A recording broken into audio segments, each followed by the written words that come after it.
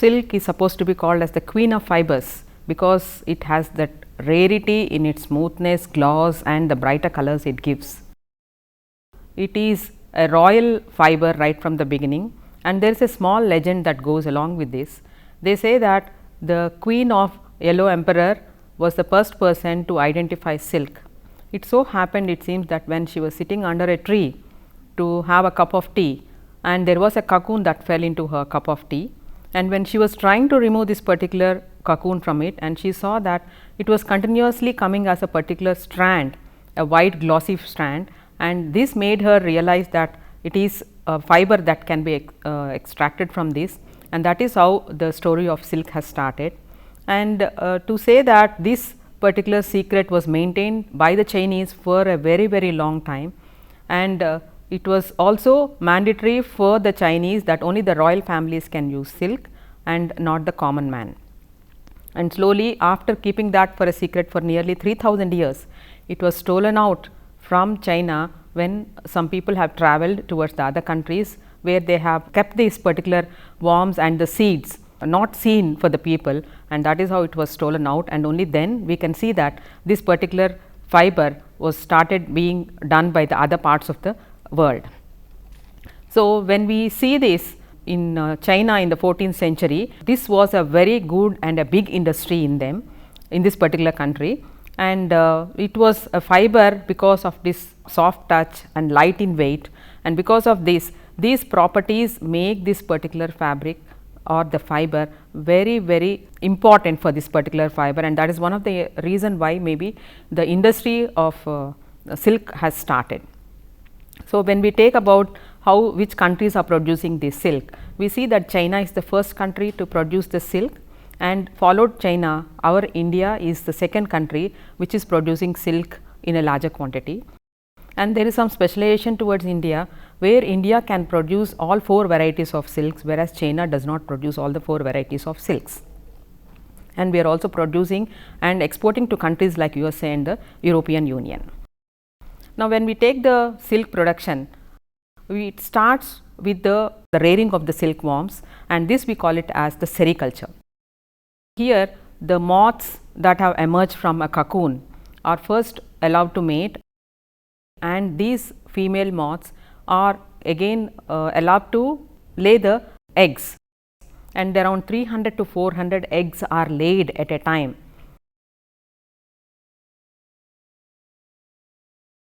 And these eggs are kept in the granaries, and as and when required, these can be utilized for the production process, and it takes around 30 days for the egg to hatch into a small larva. And when it is first hatched, the size of this larva would be a pinhead. You can say that it is a very tiny minute one, and this would undergo a lot many changes, and it would reach an adult stage of around 7 to 10 centimeters. So, for this, for growing, silkworms require mulberry leaves, and they are fed on mulberry, and in fact, the cultivated variety of this silk is also called as mulberry silk. In the beginning, when the larvae are very tiny, leaves of this mulberry are cut into small pieces or shredded into small pieces and fed 5 times a day, because they are voracious eaters, and within a span of 45 days they would grow from the pinhead to a large size of 10 centimeters length. So, after feeding and during the process, they also undergo the molting process. So, in the molting process, they shed their skin 4 times, and then they grow into an adult.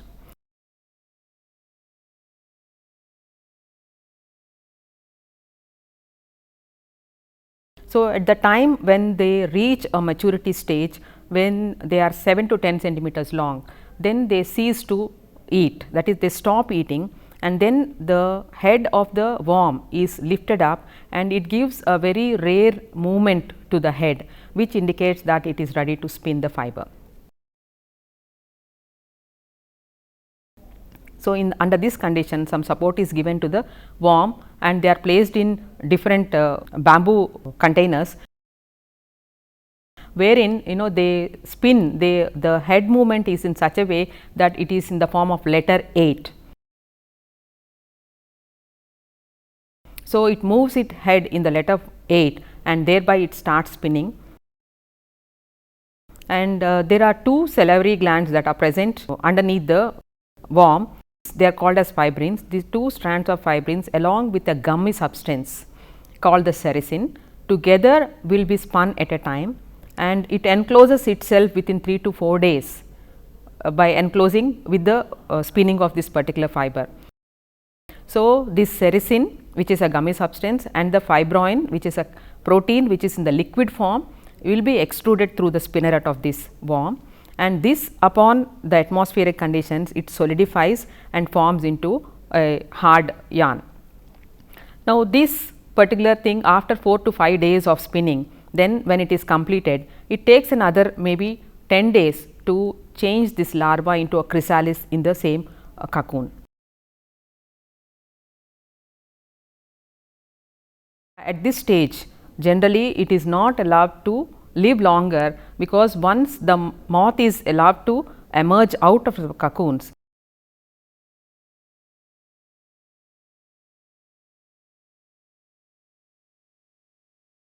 then the fiber cannot be taken in a very continuous strand.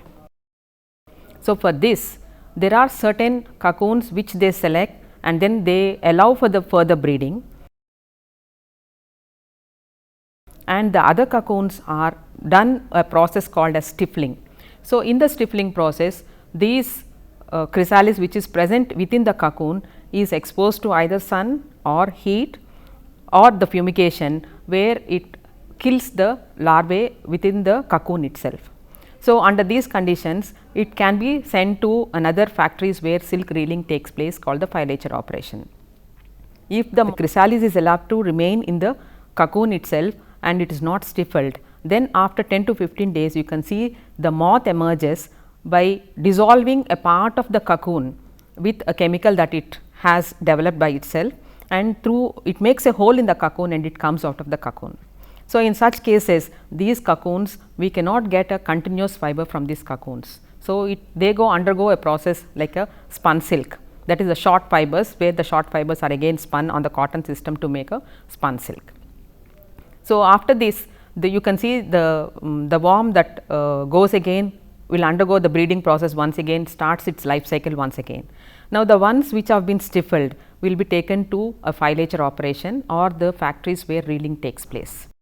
When we see the complete sericulture, we see that there are 4 stages where the egg is laid, where there is a pupa, then you see the chrysalis and then the moth emerging after that. And when we take the weight of the worm, from the larvae to the final stage where it reaches the maturity, it grows in weight around 10,000 times. So, to grow to that level it requires a lot of feeding only on the mulberry leaves. Once the cocoons are given into the filature operation, the first thing the people do there is sorting out the cocoons, because there are different colors where you see from the white to yellowish or the greyish colors. They have to be first sorted out depending upon the source and type of food we get these particular colors. So, they remove these yarns from the cocoons in a process called as the reeling, and the first time they do it in hot water, as I told you, is the process called as a cooking process. So, they take water about 95 to 97 degrees centigrade and then boil it for 10 to 15 minutes, and then when they stir it, you can see it loosens out and the fiber is taken in the form of a thread. And when we at this stage we can see that it is called as a raw silk, because when we see it contains a lot of sericin, around 20% of sericin is present in that, and about 80% of protein is present in particular thing. In this boiling off process, we see that only 1% of sericin is removed and the other part is left remained in the fiber. This is because without the sericin content, it is not possible to further process the particular yarn. In fact, it forms as a protective layer to the fiber, which helps out in the further processing.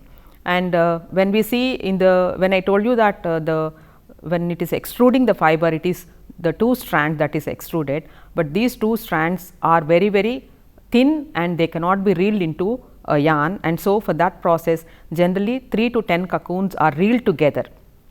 So, this is called a process of where twisting is given, and this is called a silk thrawing. So, this word, the Anglo-Saxon word from thrawn, it means that it is the twist. So, yarn that is a resultant of this is called a thrawn yarn. Now, sometimes to get more effects, this particular thrawn yarn can be combined with an other twisting yarn, and then you can create lot many types of things. Now, when we see this raw silk, the length of the thread ranges from 300 to 600 meters, and we require about 55,000 cocoons to make weight of 1 kg silk. So, 50 to 100 grams of these skeins, we call them, is made into a bundle called a book, which weighs around 5 to 10 pounds. These are the general weights that are followed in the silk industry. Size of the fiber is also considered, where we call the size in terms of denier, which represent that it is the weight of the fiber in grams per 9,000 yards. So, the lesser the denier, the finer is supposed to be the silk. And here when it goes for the spinning process, we can see that there are different amounts of fibers that are combined together. It can be 3, it can be 6, it can be more than that, depending upon the end use of the fabric. So, when only more than 3 or 4 are used, we get a lightweight fabric, and more number of filaments are twisted together, we get a heavy fabric. The next process is degumming. In the earlier boiling off process, only 1% of sericin is removed. Now, in this process, we try to remove the 20% of sericin that is present in it. The degumming process is a specialized process meant only for the silk fiber, and it is to remove the sericin. Degumming is generally done sometimes for the yarn when it has to be finished with the dyes, and generally if it is to be woven into a fabric, degumming process is generally not done. Only after the fabric is made, degumming process is to be done. Exact process and the content of it, and what is to be done in the degumming process, everything will be already I think it must have been studied under the chemical processing or the chemical finishes that are given to the fibers. So, as it is, the silk that comes out of this process is called the boiled off silk. Now, what happens when 20% of sericin is removed from the fabric or from the yarn? The weight of the fabric or the yarn is reduced, and silk is always rated for its weight. So, when you go to the shop, you see that 80 gram silk, 60 gram silk, and so forth, they say that is based on the weight, the price would be depending. So, for that sake, what is to be done now here is, in the industry, to regain the weight that is lost in the other process, they do a process called weighting, which is done with stannous chloride and other salts. There is a regulation for a weighting of a silk, because the more the weighting is given, the more it is harmful for the strength of the fiber. For colored silks, it should be only 10%, whereas for the black it can be 15%, and this is also one of the reason why we see that in usage the black silk fabrics generally are more damaged on usage than the colored silks fabrics. So, this is generally followed in the industry. You can also identify a weighted silk as well as a normal silk by a small test at home, where if you take a weighted silk and burn the fabric and a normal silk, you can see the weighted silk fabric structure would never be disturbed. The structure would remain same, but it gets burned. That is one of the things that can be an identification mark for this. Now, as I told you earlier, India is one of the country where we can produce 4 different varieties of silks. The silks that are taken, or the worms that are reared on mulberry, are supposed to be called as mulberry silk, and we call it as cultivated silk. The other types of silks are supposed to be called as the wild silk, and this is also nowadays called as Vanya silk, because from the forest this silk is obtained.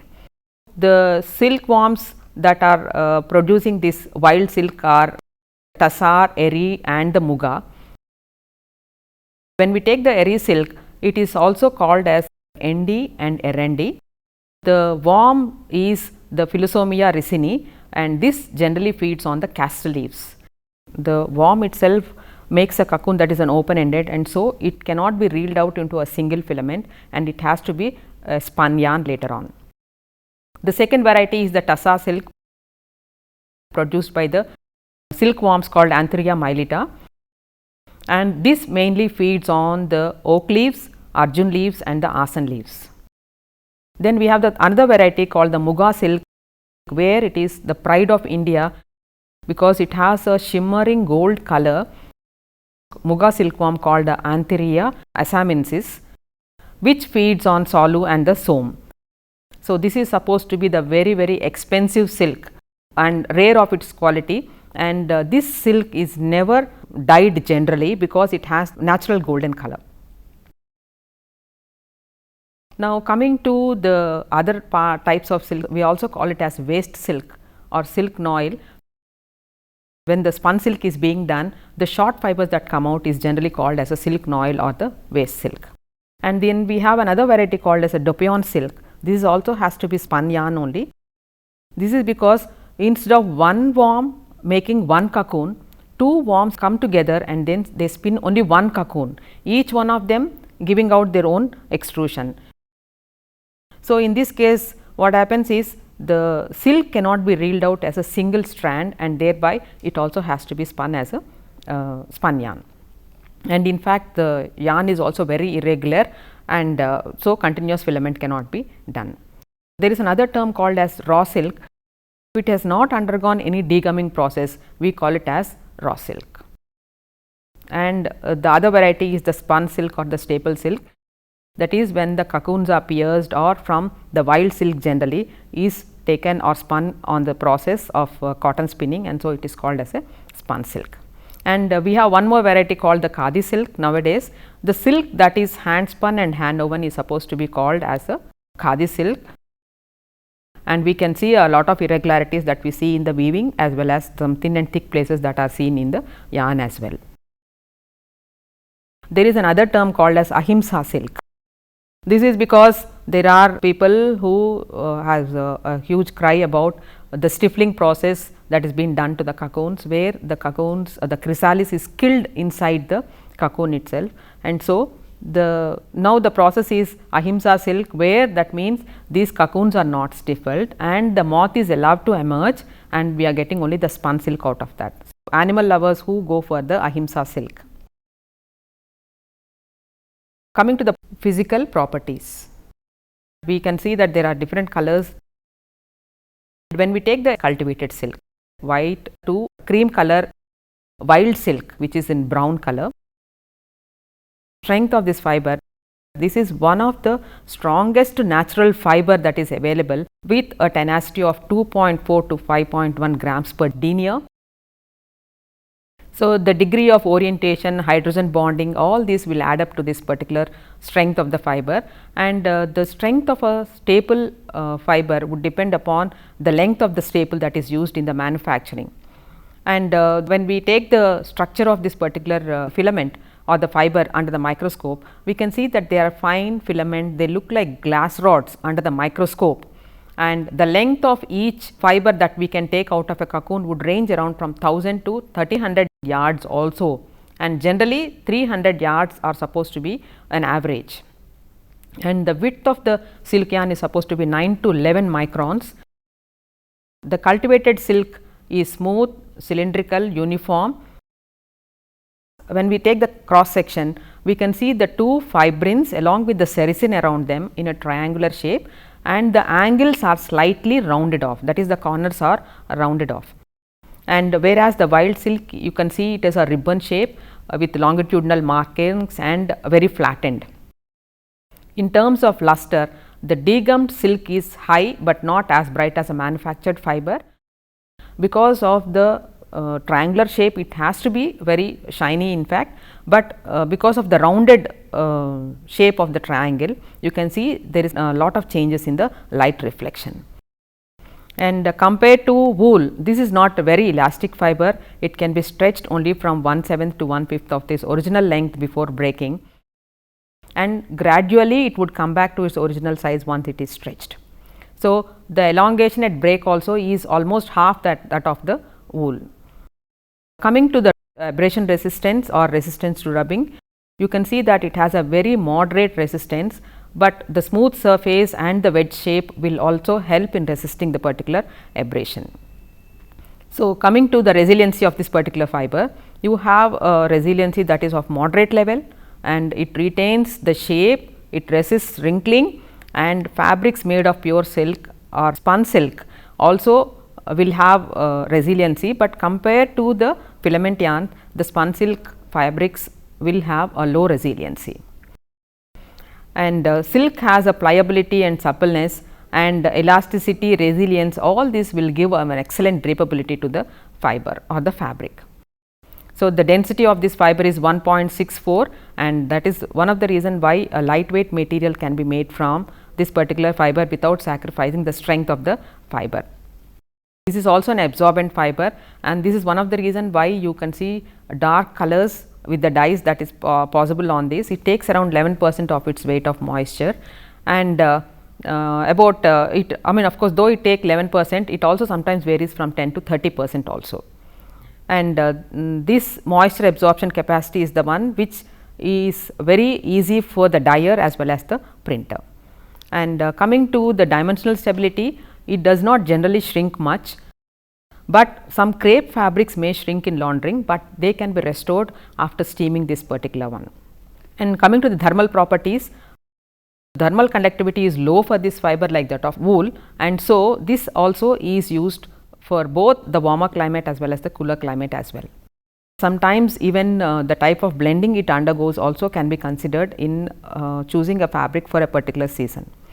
And when we try to give a burning test, we see that it smolders like that of a wool fiber, and then it burns very slowly in flame, and once you remove it from the flame, it puts off, and it also gives a brittle crushable bead after the burning process, and it is also self extinguishing, and it also gives a smell similar to that of wool, like a burning hair smell. In fact, all these protein fibers have a characteristic smell of burning hair smell. Now, when we take the sensitivity towards heat, it will begin to decompose at 330 degrees Fahrenheit, and so it has to be ironed when damp with a very warm iron, because white silk, when it is ironed at a temperature of 231 degrees Fahrenheit for 15 minutes, it begins to turn yellow. In fact, like other fabrics, you cannot sprinkle water and then do the ironing process, because it leaves water spot marks on the fabric. So, in the damp condition only it has to be ironed. Coming to the chemical properties like that of wool, this is also sensitive to alkalis, and high concentrated acids generally like soda, caustic potash will generally try to deteriorate this fiber, and sometimes the heated solution of these alkalis will dissolve it. And concentrated mineral acids like that of wool will also dissolve this, but whereas organic acids do not harm them. This will get dissolved in HCl and of moderate concentration, and sometimes when we take the other mineral acids, they cause the fiber disintegration and sometimes the shrinkage. Similar to wool, you can see the characteristic of bleaching also, where we can see that hydrogen peroxide is the only safest bleach for this, other than the sodium hypochlorite and or the other chlorine bleaches. So, care should be exercised in this particular thing. Compared to wool, here we can say that this is a hygienic fiber because of its smooth surface, it does not take up any dust, and it is also very easy to clean with a mild soap, and sometimes you can go in for the dry cleaning as well. So, the shrinkage in this is not very high, and it is a normal shrinkage which can be restored by the ironing process when you iron it in the damp condition. So, coming to the effect of light, we can see the light weakens the silk fiber, and drying in shade is always recommended, and we see that raw silk is more resistant to sunlight than even the degummed silk. So, that of wool is not affected by the mildews unless it is left in a damp state and for a longer time. And the blend of wool and silk, the beetles of larvae and moth may affect, which will affect the wool, but not the silk directly. So, in case it is a 100% silk fabric, it is not that the moths would definitely attack it.